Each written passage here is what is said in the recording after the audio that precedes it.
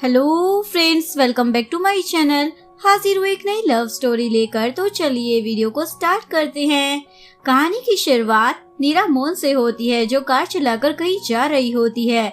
तभी उसके हस्बैंड चौम का कॉल उसे आ रहा होता है, लेकिन उसने उसका नंबर बैट के नाम से सेव कर रखा होता है।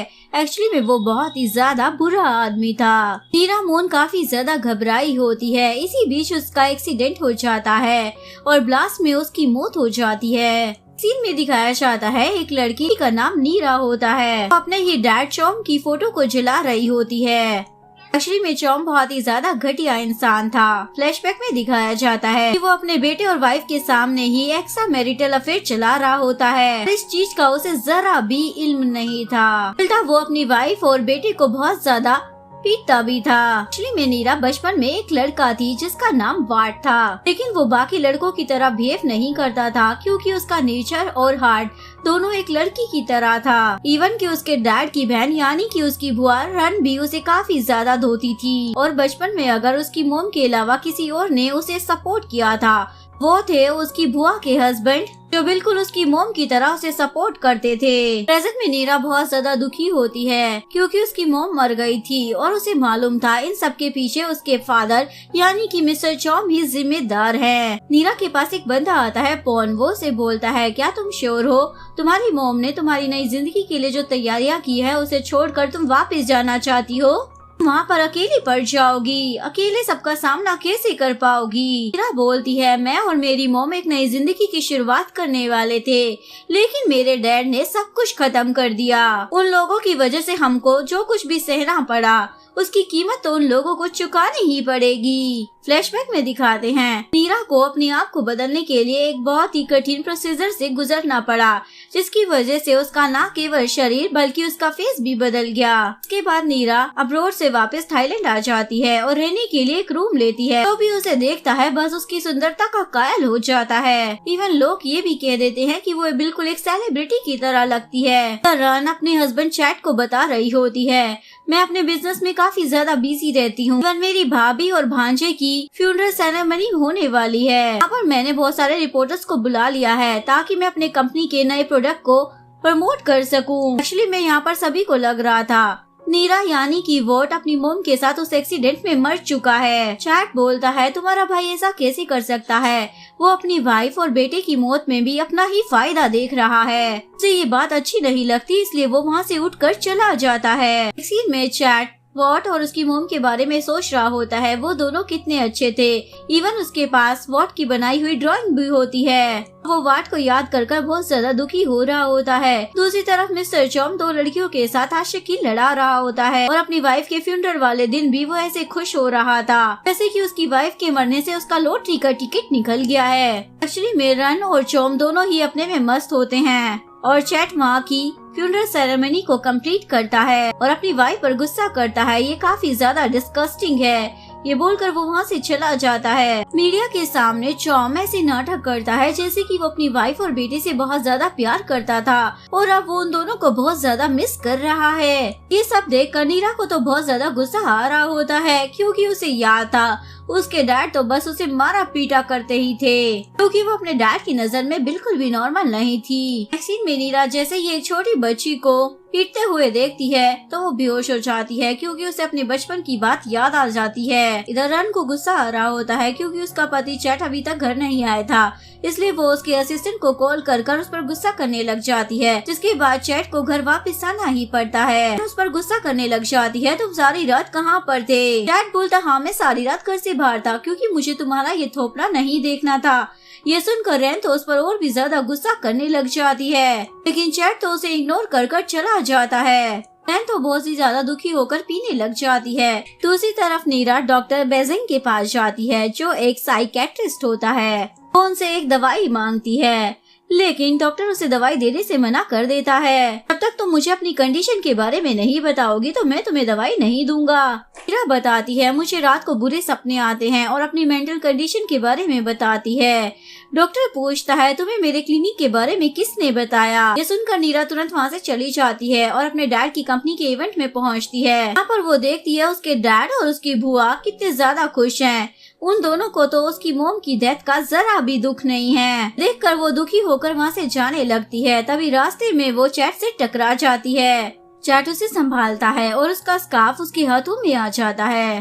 नीरा तो उसे देखकर शॉक हो जाती है और वहाँ से भाग जाती है। चैट जैसे ही इवेंट में आता है तो रैन उसके हाथ में एक लड़की का स्कार्फ देखकर पूछती है, ये तुम्हारे हाथ में कैसे आया? भी कोई बहाना बना देता है, जिसके बाद ये सब लोग साथ में मिलकर फोटो क्लिक कराते हैं। नीरा भी वहाँ पर वापस आ जाती है। अचानक से रैन अपने पति के हाथ से वो स्कार्फ लेकर पूछती है, ये किस लड़की का है? तभी नीरा स्टाइल मारते हुए उसके सामने आ जाती है और अपनी बुआ के हाथ से उसका स्कार्फ वापस ले लेती है और चैट को थैंक्स बोलकर वहाँ से चली जाती है। मिस्टर चोम तो अपनी ही बेटी पर फिदा हो जाता है। उसे तो पता ही नहीं था कि ये उसी की औलाद है। एक आदमी से उसके बारे में पता लगाने के लिए बोलता है। नीरा अपने पति पर गुस्सा कर रही होती है, तुम अचानक से इवेंट से वापस क्यों आ गए? चैट बोलता है, तुम्हें मेरे साथ वो नहीं करना चाहिए था जो तुमने इवेंट में किया है। मैं तुम्हारे भाई की तरह नहीं हूँ जो किसी भी औरत के साथ हूँ, तो इसका मतलब ये नहीं कि मेरा उसके साथ चक्कर चल रहा है। रैन बोलती है, उस लड़की का स्कार्फ तुम्हारे पास था तो भला और मैं क्या समझूंगी? चैट बोलता है, तुम्हें अपनी इस जेलसी को खत्म कर देना चाहिए और मुझे तो अब ऐसा लगने लग गया है कि मुझे तुम्हारे साथ रहना ही नहीं है। और वो वहाँ से चला जाता है। इसके बाद रैन रोने धोने के बाद एक आदमी को कॉल कर अपनी पति की जासूसी के लिए उसे लगा देती है ताकि वो 24 घंटे उस पर नजर रख सके। नीरा फिर से डॉक्टर बेजिंग के पास आ जाती है और इस बार वो उन्हें सब कुछ सच बता देती है। उसकी असली आइडेंटिटी क्या है? दिल्ली में सालों पहले नीरा की मोम ही उसके इलाज के लिए डॉक्टर बेंजिंग के पास आई थी। उस समय नीरा वार्ड थी, वो 18 साल की थी। डॉक्टर देखता है अब वार्ड एक ब्यूटीफुल लड़की यानी कि नीरा बन चुकी है। डॉक्टर उसे बोलता है, तुम्हें दवाइयों की नहीं बल्कि किसी फैमिली फ्रेंड या रिलेटिव की जरूरत है। लेकिन नीरा का तो अपना कोई भी नहीं था। ये सुनकर डॉक्टर को उसकी चिंता होने लग जाती है। इधर चैट मिस्टर चोम के साथ होता है। तभी चोम को उसकी बहन का कॉल आ जाता है। वो उससे पूछती है, क्या मेरा पति तुम्हारे साथ है? तो वो हाँ बोल देता है। कॉल कटने के बाद चोम बोलता है, अगर तुम्हारी शादी में कोई प्रॉब्लम चल रही है तो उसे फिक्स करने के लिए तुम्हें बेबी प्लान करना चाहिए। ये बोलने के बाद चोम याद करता है जब उसे बेटा हुआ था तो वो काफी ज्यादा खुश था। उसका बेटा नॉर्मल लड़कों की तरह नहीं था, वो लड़कियों की तरह बिहेव करता था, इसीलिए उसे अपने बेटे से नफरत होने लग गई थी। चैट उसे बोलता है, तुम्हारा बेटा भी काफी ज्यादा अच्छा था, लेकिन चोम बोलता है अब वो मर चुका है। इधर डॉक्टर एंटोन जो कि उनकी असिस्टेंट भी थी उन्हें बताता है अब नीरा उनके साथ ही रहेगी। नीरा उसके घर पर आ जाती है। डॉक्टर उसे उसका रूम दिखाते हैं। एक्चुअली में डॉक्टर की वाइफ की मौत कैंसर से हो गई थी। डॉक्टर बोलता है, मैंने अपनी वाइफ और तुम्हारी मॉम दोनों से प्रॉमिस किया था मैं तुम्हारी देखभाल करूँगा। जिसके बाद नीरा डॉक्टर बेंजिंग के घर में उसके रिलेटिव के तौर पर रहने लग जाती है। नेक्स्ट सीन में नीरा ये देखकर शौक हो जाती है कि उसके माथे के सारे स्कार खत्म हो चुके हैं, क्योंकि उन्हें छुपाने के लिए वो विग पहना करती थी। लेकिन अब उसे विग पहनने की भी जरूरत नहीं थी। और उसके बाद वो अपनी मोम को याद कर उन्हीं की तरह मेकअप करने लग जाती है। डॉक्टर नीरा से पूछता है, अगर तुम अपनी लाइफ को एक कलर में डिस्क्राइब करना चाहोगी तो तुम कौन सा कलर चूज करोगी? नीरा बोलती है, पुराने गुलाब का। डॉक्टर पूछता है, तो तुम आगे कौन सा प्रोफेशन में जाना चाहोगी? नीरा को मेकअप करना पसंद था, इसलिए वो मेकअप ही चूज करती है। इसके बाद वो अपने इस टैलेंट को एंटोन के ऊपर यूज करती है और रोज अलग अलग तरीके से उनके फेस पर मेकअप करती है। देखकर डॉक्टर बेंजिंग तो हमेशा ही सरप्राइज हो जाते हैं। दूसरी तरफ रैन, उसका भाई और पति तीनों साथ में मिलकर डिनर कर रहे होते हैं।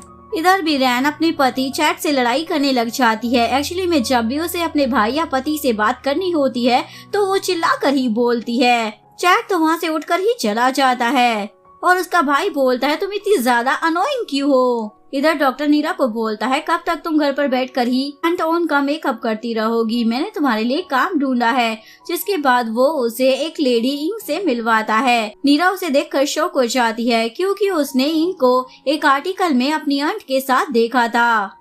डॉक्टर इंक को बोलता है, ये मेरी वाइफ की बहन नीरा है और ये आपका मेकअप बहुत अच्छे से करेगी। इंक बोलती है, मुझे एक इवेंट पर जाना है लेकिन फिलहाल मेरा मेकअप आर्टिस्ट नहीं है, मुझे एक मेकअप आर्टिस्ट की जरूरत है। नीरा उनका मेकअप करती है और बताती है, आप सॉफ्ट मेकअप से काफी ज्यादा यंग दिखेंगी। इंग उससे उसका नंबर मांगती है। नीरा बोलती है लेकिन मेरे पास सेल फोन नहीं है, इसीलिए आप डॉक्टर बेंजिंग को ही कॉल कर लेना। सुनकर इंग तो शॉक हो जाती है। आज के जमाने में भला कौन बंदा है जो सेल फोन नहीं रखता। इंग जैसे ही इवेंट में जाती है सभी लोग उसके लुक की काफी ज्यादा तारीफ करते हैं। आज तुम कुछ ज्यादा ही सुंदर लग रही हो, इवन पहले से ज्यादा यंग दिख रही हो। इंग सभी के कॉम्प्लीमेंट से काफी ज्यादा खुश हो जाती है और वो डॉक्टर बेंजिंग को कॉल करती है। मैं नीरा को अपनी as a makeup artist hire करना चाहती हूँ। डॉक्टर बेंजिंग उसे सब कुछ बता देता है। नीरा बोलती है क्या मुझे ये करना चाहिए? डॉक्टर बेंजिंग हाँ बोल देता है, जिसके बाद नीरा मान जाती है। जिसके बाद डॉक्टर बेंजिंग नीरा के बारे में सारी बातें रिकॉर्ड कर रहे होते हैं। घर का माहौल बदलने से नीरा के अंदर काफी ज्यादा इम्प्रूवमेंट हो रहा है। वो बहुत ही जल्दी डिसीजन ले लेती है, लेकिन अभी भी उसके अंदर दर्द छुपा हुआ है और उसके दिमाग में क्या चल रहा है ये पता लगाना काफी ज्यादा मुश्किल है। एक्चुअली में नीरा बाहर से तो सब कुछ ठीक दिखा रही होती है, पर अंदर से वो काफी ज्यादा दुखी थी। शॉपिंग करने के लिए जाती है। उसके बाद वो इंग का मेकअप करने जाती है। इंग बोलती है मेरी एक फ्रेंड है रैन जो तुमसे मेकअप कराना चाहती है। नीरा अपनी आंट का नाम सुनकर शॉक हो जाती है और बोलती है अभी मैं मेकअप नहीं कर सकती हूँ। इंग पेमेंट करने के लिए उसका अकाउंट नंबर मांगती है, लेकिन नीरा बोलती है अभी मेरा कोई अकाउंट नहीं है, आपको अकाउंट नंबर टेक्स्ट कर दूंगी। इंग बोलती है शुक्र है, चलो इस लड़की के पास एक सेल फोन तो आ गया। उसके बाद नीरा डॉक्टर को बताती है मैंने सारे काम कर लिए हैं, मैंने एक नया सेल फोन भी ले लिया है और अकाउंट भी खोल लिया है और मैंने शॉपिंग भी कर ली है और अब मैं अपना नया बिजनेस कार्ड भी बनवाने वाली हूँ। डॉक्टर बेंजिंग तो ये सब सुनकर बहुत ज्यादा खुश होते हैं। और नीरा डॉक्टर बेंजिंग और अपनी आंट के लिए गिफ्ट भी लेकर आई होती है, जिसे देखकर ये दोनों काफी ज्यादा खुश हो जाते हैं। नीरा उनके साथ एक फैमिली की तरह रह रही होती है और वो लोग उसे अपने से लग रहे थे। अभी नीरा को रैन का कॉल आता है। उसकी आवाज सुनकर नीरा तो शॉक हो जाती है। रैन उसे बोलती है तुम मेरा मेकअप करने आ जाओ, मुझे एक इवेंट अटेंड करने जाना है। नीरा बोलती है आपने पहले से एडवांस बुकिंग नहीं की, इसलिए मैं अचानक से मेकअप करने नहीं आ सकती। सुनकर रैन तो शॉक हो जाती है, तुम्हें मालूम भी है मैं कौन हूँ, तुम बहुत बड़ी गलती कर रही हो मुझसे पंगा लेकर। पर नीरा तो फोन ही कट कर देती है। रैन को तो यकीन ही नहीं हो रहा था कि कोई उससे इस तरीके से बात भी कर सकता है।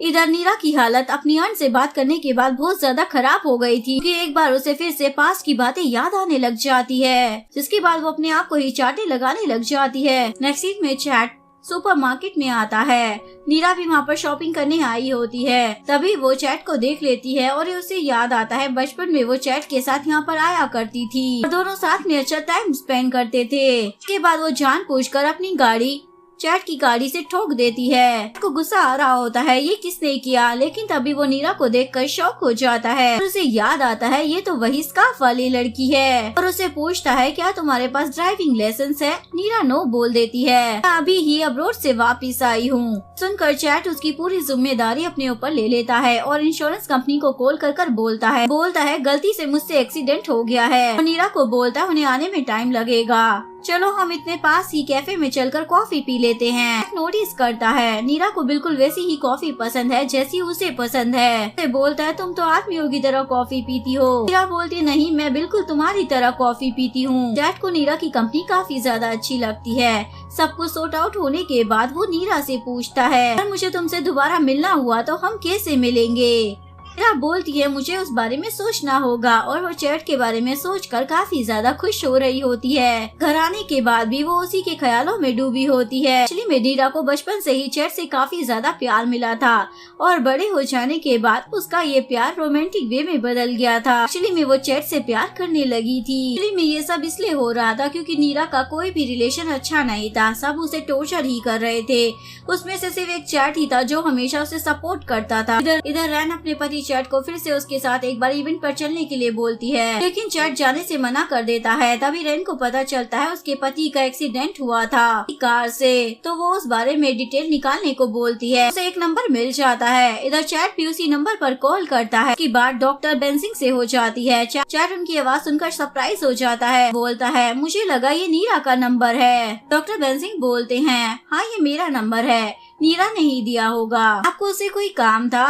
चैट बोलता है हाँ उसकी कार से मेरी कार का एक्सीडेंट हो गया था। डॉक्टर बेंजिंग उसे थैंक्स बोलते हैं नीरा की हेल्प करने के लिए, क्योंकि नीरा ने पहले ही उन्हें सब कुछ बता दिया था। कॉल कटने के बाद डॉक्टर बेंजिंग नीरा को बोलते हैं ये आदमी तुम्हारे लिए कुछ ज्यादा ही कंसर्न दिखा रहा था। इसके दो ही मतलब है, या तो वो बहुत ही अच्छा इंसान है या वो एक नंबर का ठरकी है। तभी डॉक्टर बेंजिंग को रैन का कॉल आ जाता है। उसे बोलती है मेरे हस्बैंड की कार से ही उसकी कार का एक्सीडेंट हुआ था। जिसके बाद डॉक्टर को सारी बात समझ आ जाती है। नीरा से पूछते हैं क्या चैट तुम्हारी आंट रैन का हस्बैंड है? बोलती हाँ ये सच है। डॉक्टर उस पर गुस्सा करने लग जाता है। चैट जब भी तुम्हें देखेगा एक सुंदर लड़की के रूप में देखेगा। इस बात का कोई भी आइडिया नहीं होगा कि तुम उसके भतीजे हो। ये सब बहुत ज्यादा गलत है। वैसे तुम्हारी आंट अपने पति को लेकर बहुत ज्यादा जेलस और पॉजिटिव रहती है। तुम्हें इन सब चीजों में नहीं पड़ना चाहिए। जब तुम एक लड़की बनी गई हो तो एक अच्छी और नेक लड़की बनो। सारी बातें सुनकर नीरा को बहुत ज्यादा बुरा लगता है। नेक्स्ट सीन में आंट और नीरा की तारीफ की जा रही होती है।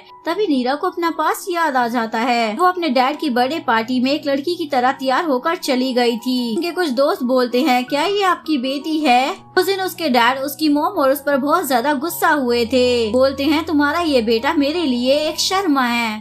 ऐसा लड़का कभी मेरी औलाद तो हो ही नहीं सकता। इसके बाद नीरा डॉक्टर को सॉरी बोलती है। उस दिन मैंने आपसे कुछ ज्यादा ही रूडली बात की थी। आप सही थे, मैं भी एक अच्छी लड़की ही बनना चाहती हूँ। नीरा अच्छे से तैयार होकर आती है और डॉक्टर को बोलती है मैं अपनी खुद की एक शॉप खोलना चाहती हूँ। डॉक्टर बोलता है तुम इसमें जरूर सक्सेसफुल होगी। जिसके बाद नीरा उन्हें ग्रीट करती है, जो देखकर डॉक्टर तो सरप्राइज हो जाता है। अगर आपको वीडियो अच्छी लगी हो तो प्लीज वीडियो को लाइक करें और चैनल को सब्सक्राइब करें। मिलते हैं नेक्स्ट वीडियो के साथ, तब तक के लिए सारांगे, बाय बाय।